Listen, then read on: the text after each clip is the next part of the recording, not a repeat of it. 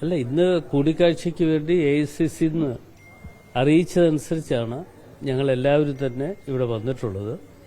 പുതിയതായി ചുമതല ഏറ്റെടുത്ത ഭാരവാഹികൾ ഇവിടെ എത്താൻ അറിയിച്ചു. അപ്പോൾ അത് ഇന്ന് 4 മണിക്ക് AICC വെച്ച് മീറ്റിംഗ് നടക്കുന്നുണ്ട്. ആ മീറ്റിംഗ് ഇതിനു വേണ്ടിയാണ് ഞങ്ങൾ എല്ലാവരും ഇവിടെ എത്തിയത്.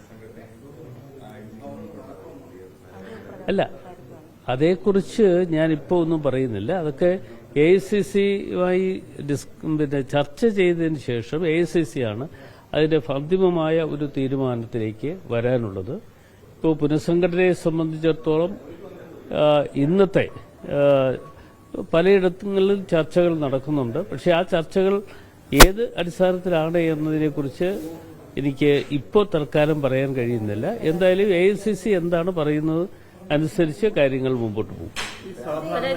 കൺവീനറായി ഇവിടെ നിന്ന് തീരുമാനിക്കുന്നതല്ല, അതിന് പതിവിന് വിരുദ്ധമായിട്ട് കോൺഗ്രസ് തന്നെ തീരുമാനിച്ച് അറിയിച്ചിരിക്കുന്നത്. സാമുദായിക ഒരു സന്തുലിതാവസ്ഥ കൂടി പരിഗണിച്ചാണ് ഇങ്ങനെ ഒരു തീരുമാനം ഉണ്ടായത്.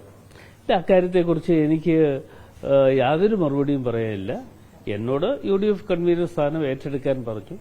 തീർച്ചയായിട്ടും ഞാനത് ശിരസ വഹിക്കുന്നു. AICC ആണ് ചുമതലപ്പെടുത്തിയിരിക്കുന്നത്. ചുമതലപ്പെടുത്തിയ അനുസരിച്ച് അത് ഏറ്റെടുത്തിരിക്കുക. ഇന്നലത്തെ ചുമതലയേൽക്കൽ ചടങ്ങിൽ നിന്നും അതുപോലെ തന്നെ ഇന്നത്തെ ഈ മീറ്റിംഗിൽ നിന്നും ചില നേതാക്കൾ അതൃപ്തിയെ തുടർന്ന് വിട്ടുനിൽക്കുകയാണ്. അപ്പോൾ ഈ ചുമതലയേൽക്കലിന് ശേഷവും ഈ അതൃപ്തി പാർട്ടിക്കകത്ത് പോയിക്കൊണ്ടിരിക്കുകയാണ്. അങ്ങനെ ഒരു അതൃപ്തിയെക്കുറിച്ചൊന്നും എനിക്കറിയില്ല. കാര്യം ഇന്നലെ KPCC ഓഫീസിൽ ഇന്നലെ ചുമതല ഏറ്റെടുക്കുന്ന ദിവസം സത്യത്തിൽ അതിനകത്ത് കാലുകുത്താൻ ഇടമില്ലാത്ത തരത്തിൽ ആളുകളുണ്ടായിരുന്നു. അത് കേരളത്തിലെ ജനങ്ങളുടെ ഒരു വികാരമാണ്. കേരളത്തിലെ ജനങ്ങൾ ഞങ്ങളെ അംഗീകരിക്കുന്നു എന്നുള്ളതിന്റെ ഏറ്റവും പ്രധാനപ്പെട്ട ഒരു തെളിവായിട്ടാണ് ഞാനതിനെ കണ്ടത്.